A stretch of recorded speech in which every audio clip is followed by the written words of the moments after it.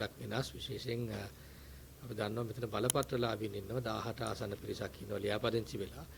එතකොට බලපත්‍රලාභීන් මුහුණ දෙන ප්‍රශ්න ගැටලු සම්බන්ධව ඍජුවෙන්ම එතුමන්ලා එතුමියලත් එක්ක කතා කරන්න තමයි අද වැඩේ දාගත්තේ. ඉතින් අපි දන්නවා පසුගිය කාලේ විවිධ මැදිහත් වීම් කරලා තිබුණා විශේෂයෙන් ඇමතිවරු නියෝජ්‍ය ඇමතිවරු අතර මේ පිරිස. නමුත් අපි දන්නවා මේ යම්කිසි කාණ්ඩයත් එක්ක තමයි ඒක කරගත්තේ. නමුත් මම විශ්වාස කරන එක තමයි විශේෂයෙන් අපිට මේ සියලු බලපත්‍රලාභීන් එක්කම ඍජු සම්බන්ධතාව අවශ්‍යයි. විශේෂයෙන් අපි දන්නවා මේ රටේ විධිමත් ආකාරයෙන් නීති අනුකූලව යම්කිසි විදේශ රැකියාව සඳහා පිරිසක් යවන එකට අදාළව පැදිහත් වෙන පාර්ශවය තමයි මෙයලා. එතකොට මෙතුමන්ලගේ මෙතුමියලගේ ප්‍රශ්න ගැටලු සම්බන්ධව අපි ඍජුවම මෙයාලට කතා කරලා යම්කිසි විසඳුමක් ලබා දෙන්නත් අපි බැඳිලා ඉන්නවා. සමහර දේවල් ඇති 100%ක්ම අපිට උත්තර දෙන්න බැරි වෙන දේවල් ඇති. නමුත් අපි විශ්වාස කරන එක තමයි ඍජුවෙන්ම අපි මෙයාලත් එක්ක යම්කිසි සංවාදයක් සාකච්ඡාවක් සම්බන්ධයක් ඇති කර ගන්න ඕනේ. ඉතින් ඒකේ යම්කිසි පළවෙනි පියවරක් විදිහට තමයි අද අපි මෙම මෙහෙවර පියසේදී තියෙන අපි මගේ කාර්යාලය තමයි මේ වැඩේ අපි කරන්නේ. විශේෂයෙන් මේකට අපිට නිලධාරීන් සම්බන්ධ වෙනවා. ඒ වගේම මගේ පුද්ගලික කාර්ය මණ්ඩලෙත් සම්බන්ධ වෙනවා. ඉතින් අපි එයාලගේ ප්‍රශ්න ගැටලු ටිකට අහුම්කම් දීලා ඒකට අපි අපේ පැත්තෙන් අපි අමාත්‍යාංශ පැත්තෙන් අපි දෙන්න පුළුවන් උපරිම විසඳුම දෙන්න අපි උපරිම මැදිහත් වෙනවා කියන එක තමයි කියන්න කැමතියි. දැනට පරීක්ෂණ දැනට අපිට තියෙන තොරතුරු අනුව එහෙම නෙමෙයි. එහෙම නෙමෙයි. දැන් අද උදේත් මට කෙනෙක් සම්බන්ධව පැමිණිල්ලක් ලැබුණා. චෙක් කරලා බලද්දි බලපත්‍රලාභියෙක් නෙමෙයි. ඒතර තමයි ප්‍රශ්නේ තියෙන්නේ. ඒ නිසා අපි අනිවාර්යෙන් ඒකට අදාළ ක්‍රියාමාර්ග ගන්නවා. අමතුමා මේ වර්තමානයේ අර ඊ-වීසා එනවා. ඉතින් අර ජපන් වලට තාම ඊ-වීසා වලට විධිමත් වැඩපිළිවෙලක් නැහැ වගේ අපිට පේන්නේ. එහෙම මේ මොකක් හරි ඉදිරියට කරන්න බලාපොරොත්තු වෙනවද? ඔව් එහෙම ප්‍රශ්න ගැටලු තියෙනවා නම් අපිට කරුණාකර ඒ සම්බන්ධ දැනුවත් කරන්න. අපි දැන් බොහෝ තැන්වල මේ වීසා සම්බන්ධ ප්‍රශ්න ගැටලු මතුවලා තියෙන වෙලාවෙදී අපි මැදිහත් වෙලා සමහර දේවල් රාජතාන්ත්‍රිකව කතා කරලා අපි ලිහිල් කරලා තියෙනවා. විශේෂයෙන් රෝමේනියා වගේ රටවල් සම්බන්ධවත් වීසා ප්‍රශ්න ගැටලු මතුවලා තිබුණා පසුගිය කාලේ. දැන් අපි මේ සම්බන්ධවත් අපි කතා කරලා යම් කිසි ආකාරයෙන් එයාලත් එකඟයි මේ වැඩේට අපිත් එක්ක එකතු වෙලා වැඩ කරන්න. ඉතින් ඒ වගේ මේ වගේ දැන් ඔබතුමා ඉදිරිපත් කරන මේ කාරණාවට අදාළව තොරතුරු තියෙනවා නම් අපිට ලබා දෙන්න. සමහර විට තාක්ෂණික කාරණා මොකක් හරි ඇති එතන. ඒක ඉතින් අපේ පැත්තෙන් සම්පූර්ණ වෙන්න ඕන. මොකද ඒකේ එලිජිබිලිටි එකක් තමයි හුඟක්ලාට අර. හරි අපි ඒක පොඩ්ඩක් බලමු.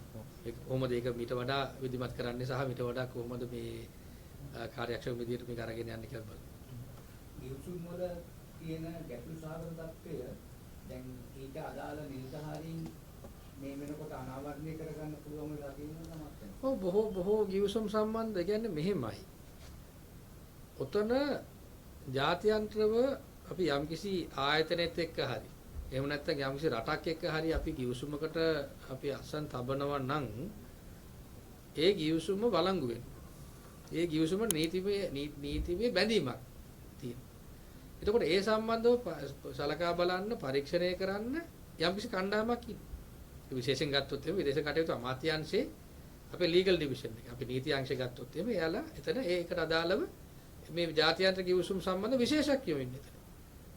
එතකොට ඒ වගේම තමයි අපි විදේශ රැකියා අංශය ගත්තොත් මේ කොට්ටාසය අපි අමාත්‍යාංශ විදේශ රැකියා කියන මේ කොට්ටාසය ගත්තොත් එතනත් ඒ සම්බන්ධව ඒ ශ්‍රේෂ්ඨට අදාළව දැනුමක් තියෙන නේ ඒ විශේෂඥයෝ සහිත කණ්ඩායමක් ඉන්නවා. නමුත් එහෙම නොවන විදියට තමයි පසුගිය කාලේ ගිවිසුම අත්සන් කරේ. දැන් සමහර තැන්වලදී මේ අපිට ලැබුණා ඔය ඊට ගැන දාලා. ඔය පාකිස්තානෙත් එක්ක ගහපු ගිවිසුම කොපි පේස්ට් කරලා. සාමාන්‍යයෙන් කොපි පේස්ට් එක වුණොත් ඒ සාමාන්‍ය වර්ඩ් ෆයිල් එකක් න කොපි පේස්ට් කරද්දී පාකිස්තාන වෙනුවෙන් ශ්‍රී ලංකාව කියලා මේ නම ඇතුල් කරනකොටත් ඒක හරියට මේ එයාලා ඒ වැඩේ වුණොත් හරියට කරේ නැහැ. එහෙම කරන්න බෑ. එතන සාමාන්‍යයෙන් ගත්තොත් එහෙම අපි කියමුකෝ විශේෂයෙන් යම්කිසි රටක් එක්ක ගිවිසුමක් අත්සන් කරනවා කියලා. ඒ රටේ අපේ තානාපති කාර්යාලය තියෙනවා මුලින්ම සම්බන්ධ වෙන්න ඕන තානාපති කාර්යාලය. ඒ තානාපති කාර්යාලය මේකට අදාළ අංශයක් තියෙනවා වෙනම. ඒ තානාපති කාර්යාලය හරහා ඒක අපේ මේ විදේශ කටයුතු අමාත්‍යාංශයට ඇවිල්ලා මෙතන ඒකේ නීතිමය ඒ වළංගුභාවය පරීක්ෂාවට ලක් වෙලා ඊට පස්සේ එහෙම තමයි මේ ප්‍රොසෙස් එකක් තියෙන්නේ. සමහර තැන් තියෙනවා කැබිනට් එකට දාලා අනුමැතිය ගන්නවා. එහෙම නැතුව ගිවිසුම් ගහන්න බෑ. පසුගිය කාලේ 13 වෙනි ආණ්ඩුක්‍රම ව්‍යවස්ථා සංශෝධනයේ උල්ලංඝනය කරපේ. ප්‍රාන්ත දෙකක් අතර කොහොමද අප ගිවිසුම් ගහලා තියෙන්නේ? ලංකාවේ පළාතකුත් ඒ වගේම කොරියාවේ ප්‍රාන්තයකුත් ඒ නියෝජිතව අස්සම් කරලා තියෙනවා ගිවිසුම් වලට. එහෙම කරන්න බෑ. ඒ නිසා මේක ඇත්තටම ඇවිල්ලා මේක ලොකු අලකලංචියක් කරපු ශේෂ්ත්‍රයක්. අපි ජනතාවෙනුත් යම්කිසි කාලයක් අපි ඉල්ලනවා විශේෂයෙන් මේක අපි දැන් අපි මේක දැන් කෙලින් කරන්න පටන් ගෙන තියෙනවා. මේක විධිමත් කරන්න පටන් ගෙන තියෙනවා. ඒ නිසා චුට්ටක් ඉවසන්න. ඔයගලන්ට තවත් ප්‍රශ්න ගැටලු තියෙනවා නම් අපි අනිවාර්යෙන් ඔයගලන්ට අවස්ථාව දෙනවා. මේක තවත් අපි විධිමත් කරගෙන අපි ඉස්සරහට යමු කියන එක තමයි කියන්න කැමතියි. ඔන්ලයින් හරහා සිද්ධ වෙන වංචා සම්බන්ධයෙන් විදේශ කටයුතු අමාත්‍යාංශයට සම්බන්ධ වෙනවද? උදාහරණයක් විදිහට ඩුබායි හරහා ක්‍රියාත්මක වෙන යම් රැකියාව දෙනවා කියලා ඒ වගේ අපිට මෙහෙමයි. අපිට හැම දෙයකම අපිට නීතිමය පියවර ගන්න බැරි වෙයි. කියන්නේ එහෙමනම් අපි ඔක්කොම නවත්තලා අපි හැම එකකටම නඩු දාගෙන තමයි දැන් මම වුණොත් මේ යම් කිසි ආකාරයෙන් මගේ නම පාවිච්චි කළ කවුරු හරි කෙනෙක් මේ වංචාවක් කරපුවට විරුද්ධවත් මම දන්නේ නැහැ පුද්ගලයා කවුද කියලා මම 100 පැමිණිලි දාලා තියෙනවා. මම මාධ්‍යට පිට කලින් කිව්වේ නැහැ. නමුත් එහෙම දාලා තියෙන. එතකොට අපිට එහෙම කරන්න පුළුවන් සීමාවක් තියෙනවා. ප්‍රශ්න තියෙන්නේ මෙතන ජනතාවත් මේ සම්බන්ධව දැනුවත් විය යුතුයි මේ සම්බන්ධව ඇතර වගකීමෙන් කටයුතු කර යුතුයි. ඒ කියන්නේ මම කියන්නේ ජනතාවට බයිනවා කියන එක නෙමෙයි.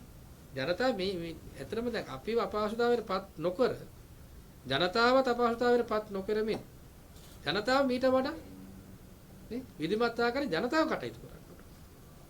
ඒ කියන්නේ යම්කිසි මාර්ගයක් නීති විරෝධී කියලා අපි කියනවා නම් ඒ මාර්ගයේ හරහා ගිහිල්ලා යම්කිසි ප්‍රශ්න ගැටලු වලට මුහුණ දෙනවා කියලා අපි කියනවා නම් ඒ මාර්ගයේ හරහා ගිහිල්ලා වීසාව කල් නිකුත් වුණායින් පස්සේ ඊට පස්සේ එයාට මේ ලංකාවට එන එක සම්බන්ධ ලොකු ප්‍රශ්න ගැටලු මතුවෙනවා කියලා අපි කියනවා නම් ඒ වගේම යම්කිසි වැරදි මාර්ගයෙන් ගිහිල්ලා ඒ රටකට ගිහිල්ලා නීති විරෝධී වැඩකට සම්බන්ධ වෙලා එතන අතරංගොටපත් වුණා නම් ඒ සම්බන්ධවත් අපිට කටයුතු කරන්නට යම්කිසි සීමා මේ යම්කිසි දේවල් පැන වෙලා තියෙනවා කියලා අපි කියනවා නම් ආයෙ ගත්තොත් එහෙම නේ ඇයි ඒ උපක්‍රමයේ ඇයි මේ මාර්ගය තෝරාගන්නේ කියලා තමයි අපි අහන්නට කැමති. ඒ නිසා කරුණාකර ඒ වගේ දේවල් තෝරගන්න එපා. අපි දිගින් දිගටම කියන තවත් අපි විශ්වාස කරනවා මෙතන යම්කිසි තවත් අපි ජනතාව මේ සම්බන්ධ දැනුවත් කර යුතුයි කියලා. අපි ඒකටත් අපි වැඩ පිළිවෙල සාකච්ඡා කරගෙන විශේෂයෙන් සමාජ මාධ්‍ය හරහා වෙන්න පුළුවන් නේ.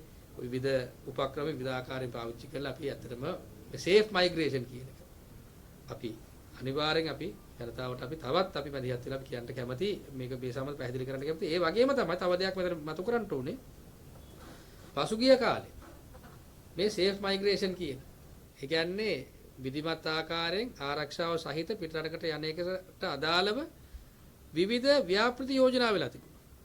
ඒකට අදාළ අපිට විදේශ ආධාරත් ලැබිලා තිබුණා. ඔය ප්‍රශ්න තියෙන්නේ යම්කිසි ආකාරයෙන් ඒකට ප්‍රමුඛත්වය දීලා අපේ ජනතාවගේ සුරක්ෂිතභාවය වෙනුවෙන් කටයුතු කරන්න ඕන දේශපාලන බලධාරීන් ඒකට අදාළ ප්‍රමුඛත්වය නොදී එතුමාලා කරේ මොකද්ද? ඒගොල්ලන් ජාවාරම් කරා.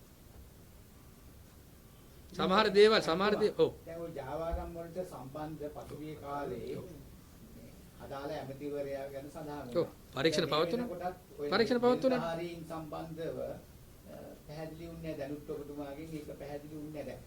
ඔය වගේ යොසුම් සහගත තත්ත්වය කියන්නේ අකාර්යක්ෂම විදියට වුණා නම් ඒකේ දිගුවක් වෙනවනේ. අමාත්‍යාංශයේ ලේක ගණන් ගැනීමේ නිලධාරියා අමාත්‍යාංශ ලේකම්වරයා. එතකොට ඒවකට හිටිය අමාත්‍යාංශ ලේකම්වරයා වගකිය යුතුයි නේද? කිය යුතුයි. ඒ කියන්නේ විශේෂයෙන් ඔයගොල්ලන් දන්නවනේ පසුගිය කාලේ දැන් කෝප් කමිටුවෙත් යම් කිසි දේවල් සංවාද සාකච්ඡාවට ලක් වෙනවා. ඒ වගේම තමයි දැන් යන පරීක්ෂණ ගත්තොත් මේ කිසිම පරීක්ෂණයක් තාම ඉවර වෙලා නැහැ. ඊටකට අදාළ පරීක්ෂණයක් යනවා. ඒ වගේම ඉලෙක්ට්‍රික් වාහන බදු රහිත බලපත්‍ර ඒකට අදාළ පරීක්ෂණයක් යනවා. බොහෝ දේවල් සම්බන්ධ පරීක්ෂණ යනවා. ඉතින් ඒක වෙලා මේ සම්බන්ධව අදාළ ඒ පරීක්ෂණ සම්බන්ධයි පරීක්ෂණ කරයි. නමුත් මෙතන කියන්න ආවේ